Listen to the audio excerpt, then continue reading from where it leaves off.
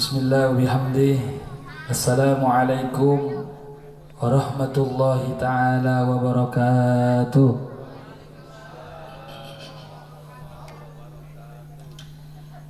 Yang menjawab salam penduduk surga insyaallah masuk surga.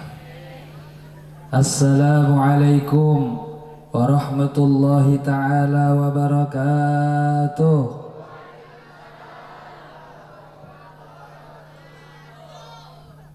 Alhamdulillah, alhamdulillahilladzi allafa baina qulubina fa asbahna bi ni'matihi ikhwana. Ashhadu an la ilaha illallah wahdahu la syarika lah, la ma'buda bihaqqin illa iyyah. Wa ashhadu anna Muhammadan abduhu wa rasuluhu la nabiyya ba'dah.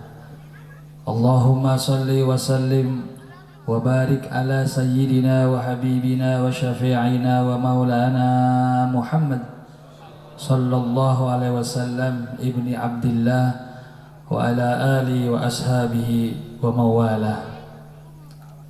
Yang kita muliakan, yang kita cintai, guru kita bersama Al-Mukarram Bapak Kiai Haji Saiful Anwar Abi beserta Umi dan keluarga, yang senantiasa kita doakan agar Allah selalu menjaga kesehatannya, Allah memudahkan segala urusannya, sehingga bukan hanya kita yang bisa mendapatkan pencerahan, tapi saudara-saudara kita yang lain dapat mengambil hikmah dan pelajaran daripada majlis guru kita Al-Faruq. Yang kita doakan juga yang hadir tengah-tengah kita, duduk di depan kita, para guru, para kiai, tuan-tuan guru yang sangat banyak alhamdulillah hari ini hadir, berkhusus guru kita Kiai Incep yang tadi telah memberikan sedikit wawasan tentang karomah daripada Syekh Abdul Qadir Jailani. Setidaknya dengan dibacakan karomah Syekh Abdul Qadir Jailani, maka ada semangat di hati bapak-bapak dan ibu-ibu untuk menjadi orang soleh. Amin. Ya, Syekh Abdul Qadir Jailani karomahnya luar biasa, diantaranya tadi bisa menghidupkan orang yang sudah meninggal. Kita doakan agar kita dengan menghadiri haul Syekh Abdul Qadir Jailani, hati kita yang selama ini mati menjadi hidup kembali. Amin. Pikiran kita yang sumpek karena urusan dunia mudah-mudahan menjadi terang. Amin. Hati kita yang sempit menjadi luas. Amin. Rezeki yang sedikit menjadi banyak. Amin. Utang yang banyak menjadi lunas. Amin. Hidup yang jomblo segera nikah. Amin. Yang masih ngandul biar punya anak. Amin. Ya Rabbal, tinggal dikias. Berkahnya itu dikias. Karena setiap orang akan dibagi sesuai makomnya. Kalau guru-guru makom makannya sepiring sendiri. Kalau ibu-ibu bapak-bapak senampan rame-rame. Makan juga namanya, cuman makomnya beda. Bapak Ibu yang dimuliakan Allah, bicara wali ini bagian daripada hamba-hamba Allah. Tadi sudah dibacakan oleh guru kita, ala inna awliya Allah, sesungguhnya wali-wali Allah. Jadi pangkat kewalian itu memang Allah yang kasih. Dan umat Nabi Muhammad ini pasti pernah mengalami masa menjadi wali. Setidaknya waktu anaknya masih pada sekolah. Jadi apa? Jadi wali murid. Kalau guru-guru di sini udah wali semua, wali kelas. Bapak-bapak, ibu-ibu yang dirahmati Allah Subhanahu wa taala, wali ini merupakan bagian dari makomat. Ya, peningkatan makom seseorang itu. Ya, kenapa demikian? Karena kita tahu bahwa selepas Nabi Muhammad meninggal dunia, umat Islam ini umurnya masih panjang. Dulu umat-umat terdahulu, kalau nabinya sudah selesai, ya selesai juga umatnya. Dan memang umat nabi-nabi itu diutus untuk membersamai umatnya. Jadi nabinya masih ada, umatnya masih ada. Ini umat Islamnya masih ada, nabinya udah nggak ada. Maka nabi kita ini sebenarnya masih ada. Walaupun secara jasmaniah tugasnya sudah selesai, tetapi secara ruhaniah nabi kita masih datang ke umatnya. Ya, makanya kita tidak pernah merayakan haul Nabi Muhammad, yang kita rayakan maulid Nabi Muhammad. Apa bedanya maulid sama haul? Kalau maulid hari lahir, kalau haul hari kematian. Bapak Ibu pernah merayakan haul Nabi Muhammad? Tidak pernah, karena Nabi selalu hidup di tengah-tengah umatnya. Yang luar biasa, Allah menguatkan agama ini dengan hamba-hamba pilihan. Ya, bukan lagi Nabi dan Rasul, tapi kekasih-kekasihnya. Itulah yang disebut wali-wali Allah. Wali-wali Allah ini merupakan orang-orang yang dipilih untuk menguatkan agama Allah di muka bumi. Jadi ketika Bapak Ibu ini menguatkan agama di rumah masing-masing, Bapak Ibu sudah menapaki langkah-langkah pertama untuk menjadi wali. Amin. Ya Rabbal. Wali itu kalau bahasa kita sederhananya pokoknya punya kehebatan aja. Begitu Bu ya kan? Dia mau wali. Dulu ada seorang bapak-bapak, dia tugasnya mencari kayu bakar di hutan. Kemudian kalau sudah selesai itu kayu bakar dikumpulin, ranting-ranting diikat, dibawa ke pasar. Dahsyatnya yang bawa ranting-ranting itu harimau, macan, raja hutan. Orang berdecak kagum, ini punya ilmu apa ini? Di mana-mana macan, harimau, raja hutan ditakutin. Ini ada seorang pria yang kerjaannya ngikat ranting-ranting kering, dijual ke pasar. Yang bawa dari hutan ke pasar harimau. Geleng-geleng orang sepasar. Punya ilmu apa ini? Wali kayaknya nih. Ternyata setelah ditelusuri, nggak tinggi-tinggi bener ilmunya. Yaitu dia redo karena punya istri galak sekali. Kesabarannya terhadap istri yang galak, Allah kasih kekuatan, dia bisa nyuruh-nyuruh makhluk yang namanya raja hutan. Jadi ternyata menjadi kekasih Allah itu sederhana sekali. Apalagi kalau sosok guru kita seorang Abi, yang ketika hari ini kita selesai ngaji, lelahnya luar biasa, di mobil sampai ngantuk-ngantuk, begitu ya Bu ya? Jangankan di mobil, orang sekarang aja udah ada ngantuk, nyender. Tapi guru kita masih duduk aja. Kita pulang, beliau masih duduk, masih ngobrol. Berapa perkara umat Rasulullah yang beliau tangani. Makanya ada pesan yang mulia di dalam surat Al-Kahfi, di mana Allah Subhanahu wa taala berfirman, Bismillahirrahmanirrahim. Wasbir nafsaka ma'al ladzina yad'una rabbahum bil ghadati wal 'ashi yuriduna wajhah wa la ta'du 'ainaka anhum turidu zinatal hayatid dunya wa la tuti' man aghfalna qalbahu min dzikrina wattaba'a hawahu wa kana amruhu furuta. Surat Al-Kahfi. Al-Kahfi ini 7 pemuda yang jadi wali. Cuman tidur 300 tahun urusan negara beres, coba yang. Jadi ada 7 pemuda, dia hidup di negara yang zolim, pengen ngelawan pemerintah yang zolim, cuman bertujuh doang. Kira-kira bisa nggak? Dia masuk doa, dia musyawarah, dia memohon petunjuk sama Allah. Kata Allah, udah jangan ribet-ribet, ente tidur aja. Tidur ratusan tahun, bangun negaranya udah beres. Wali nggak tuh kira-kira? Apa diantara pesan dalam ayat Al-Kahfi? Wasbir nafsaka ma'al ladzina yad'una rabbahum bil ghadati wal ashi. Dan tahanlah dirimu dalam membersamai hamba-hamba Allah yang senantiasa menyeru kepada Allah di pagi dan sore hari.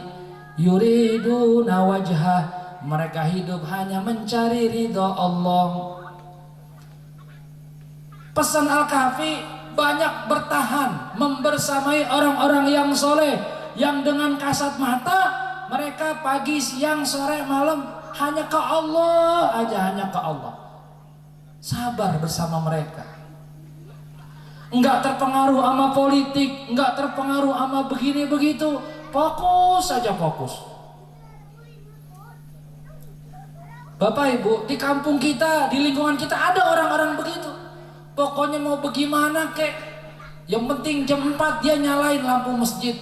Dia nyalain lampu musola, jam 4:05 dia setel speaker jazz salawatan. Begitu aja tiap hari paginya dia menyambut, membangunkan saudara-saudaranya untuk ingat kepada Allah. Ada orang begitu? Ada. Hati-hati. Mereka orang-orang yang membuat Allah perhatian di muka bumi ini. Mereka orang-orang yang membuat murka Allah menjadi reda. Dan kadang-kadang kita nggak tahan bersama mereka karena mereka biasanya hidupnya miskin. Diajak bergaul ada susah. Lu mah maunya di masjid mulu, lu mah jamesbon. Apa jamesbon? Jaga masjid dan kebun. Ada orang-orang begitu. Maunya Quran aja, maunya tasbih aja ada. Dan memang Allah pesan sama kita, wasbir nafsaka ma'al ladzina yad'una rabbahum bil ghadati wal 'ashi yuriduna wajha. Nih kita punya guru-guru kita ini, nggak kemana-mana jagain pesantren aja. Udah segitu berjuangnya jagain santri, dikomplain sama wali murid begitu. Tadi kan kayak udah cerita. Dan apakah Syekh Abdul Qadir Jailani punya sekolah? Punya, namanya Madrasah Nizamiyah namanya. Di dalam kitab Jawahirul Ma'ani itu dijelaskan. Madrasah beliau namanya Madrasah Nizamiyah. Luar biasa, ada seorang ibu datang ke Syekh Abdul Qadir, "Tuan Guru, anak saya pengen banget belajar kepada engkau." Ya sudah, kata Syekh Abdul Qadir, kalau mau belajar silahkan. Berangkat dalam keadaan gemuk, sebulan ditengokin tuh anak kurus, matanya belok, pipinya kuning. Komplain dia, "Kenapa kamu kurus begini?" Makan apa? Makan roti kering, roti yang sudah nggak layak dimakan. Ibunya karena cinta sama anak komplain ke Syekh Abdul Qadir, "Assalamualaikum Tuan Guru." Begitu masuk, Syekh Abdul Qadir lagi duduk, di depannya ada meja, ada tulang-tulang ayam. Nggak makin nanya, komplain aja, "Tuan Guru, kenapa murid dikasih makanan yang kagak enak sementara kamu makan daging-daging ayam seperti ini?" Syekh Abdul Qadir diam. Itu tulang-tulang ayam disusun dengan karomanya tuh tulang ayam berdiri tegak, kemudian berkukuruyuk. Bunyinya apa? Asyhadu an la ilaha illallah wa asyhadu anna Muhammadar Rasulullah. Syekh Abdul Qadir waliullah. Kata Syekh Abdul Qadir, kalau anakmu sudah melalui masa-masa itu, dia akan dapati ini semua. Kadang-kadang kita pengen jadi wali, proses-prosesnya ini yang kurang paham. Tapi insya Allah lewat istiqomah ngaji di Al-Faruq, sedikit demi sedikit Bapak Ibu merasakan betapa dekatnya Allah kepada kita. Amin ya Rabbal. Contoh hari ini agak unik. Bapak-bapak, ibu-ibu ngerasain nggak kalau baru pertama ini kita sebelum ceramah udah makan duluan? Betul ya? Ada sesuatu yang beda. Tadi iseng-iseng tanya Abi, kenapa instruksinya berubah gitu? Kan guru kita mah udah sampai ilmunya, kita tinggal nanya aja. Oh ini begini, kenapa? Karena perjuangan Bapak Ibu ke tempat ini luar biasa. Di tengah hiruk pikuk orang membaca berita, memperhatikan sepak bola, kok Bapak Ibu mau datang jauh-jauh kemari? Mungkin ada kebahagiaan dari Syekh Abdul Qadir karena haulnya disemarakan oleh jamaahnya yang hadir. Amin ya Rabbal alamin. Kemudian yang kedua apa? Wala ta'du aynaka anhum turidu zinatal hayatid dunya. Dan jangan kau palingkan matamu dari memperhatikan cara-cara mereka hanya karena tawaran hiasan-hiasan dunia. Maksudnya apa? Kalau kita udah punya guru, punya sosok yang mau kita ikuti, jangan hanya kalimatnya yang kita dengar, tapi lihat akhlaknya, perilakunya. Bagaimana kita punya guru, kita punya saudara, punya orang tua yang menurut kita ini baik, yakinlah bahwa sesuatu itu akan dipertemukan dengan sesuatu yang sebangsanya. Kalau kita baik, maka kita akan dipertemukan kepada yang baik-baik. Kalau tadi Kincep mengingatkan kita jangan benci sama guru, jangan salah prasangka sama guru. Tapi kalau guru pasti prasangkanya selalu baik sama muridnya. Itu yang kita nggak punya.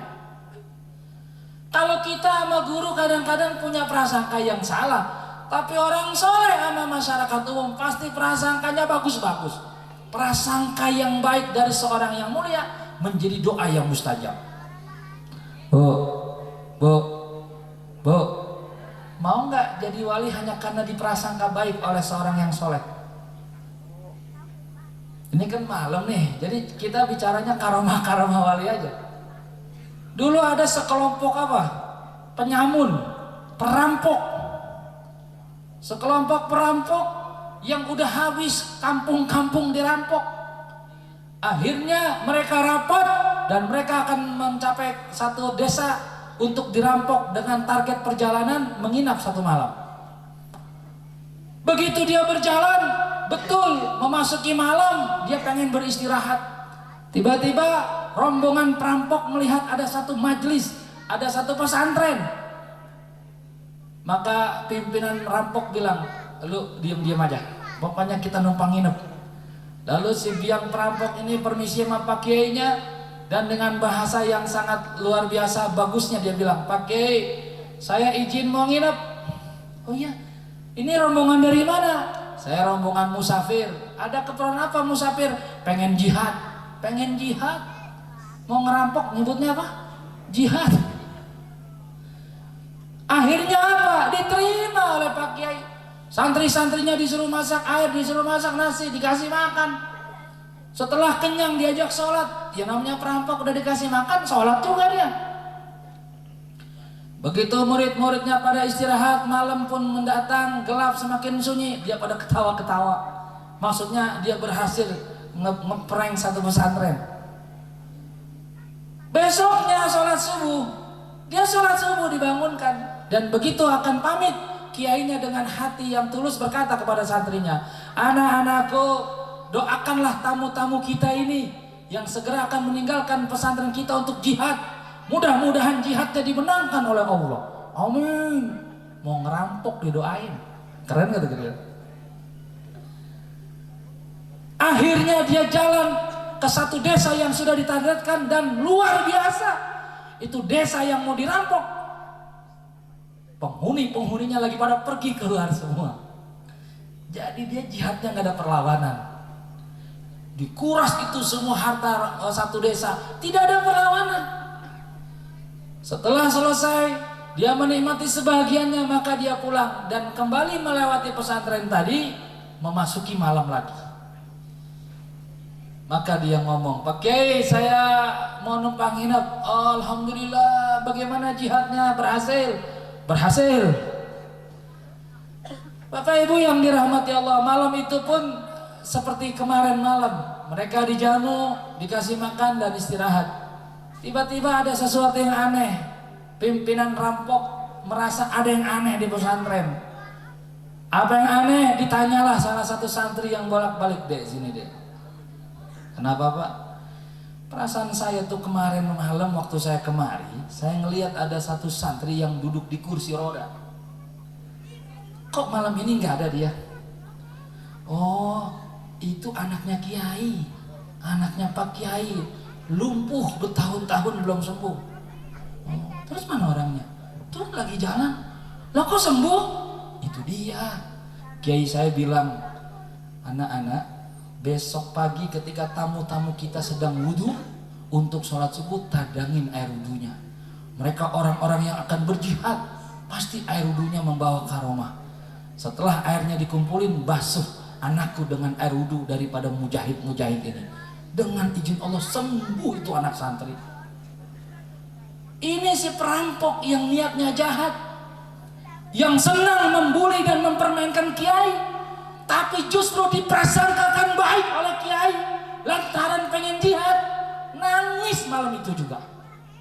Ya Rob, segini rusaknya saya, segini hancurnya saya, tapi ketemu hambamu yang berprasangka baik. Sampai bekas-bekas air wudhuku digunakan untuk kesembuhan putranya, dan engkau jawab dengan kesembuhan. Malu aku hamba ya Allah. Taubat malam itu juga. Cuman diprasangkai baik oleh orang soleh. Apa Bapak Ibu hari ini gak bahagia diprasangkai baik oleh guru-guru kita? Amin. Apa Bapak Ibu hari ini gak bahagia bertumpah dengan guru-guru yang soleh, yang setia menemani? Mau cari pertemuan macam apa lagi kita kalau kita tidak bersyukur dengan pertemuan semacam ini? Takbir. Oh, iya begitu ya. Ini mulai naik tensinya nih. Bapak Ibu kapan punya acara haul semewah begini, kapan? Bapak Ibu kapan punya biaya yang bisa menghadirkan acara sesemarak ini? Kapan? Kalau bukan karena kasih sayang Allah dan ridhonya Syekh Abdul Qadir Jailani dan menunjuk guru kita untuk membuat hati kita malam hari ini terbuka. Segeralah kita jadi wali-wali Allah. Selamatkan anak cucu kita. Cukupkan gempa di Cianjur. Karena sudah semakin sedikit wali-wali Allah yang hidup. Sementara wali-wali dunia, wali-wali syahwat bertebaran di mana-mana. Takbir. Enggak apa-apa. Eho. Makin keringetan ini. Bapak Ibu yang dirahmati Allah Subhanahu wa taala. Kesempatan mahal kita hari ini hadir. Makanya saya lagi cari Abi ini ada aja strateginya. Mau ceramah dikasih makan dulu. Ngegas jadinya. Nah, Bapak Ibu juga entah pulas atau gimana nih ya. Insyaallah. Itulah sekelumit tentang makna haul kita pada malam hari ini. Maka kita doakan agar guru kita Abuya Abi Kiai Haji Saiful Anwar selalu dikasih sehat oleh Allah Subhanahu wa taala.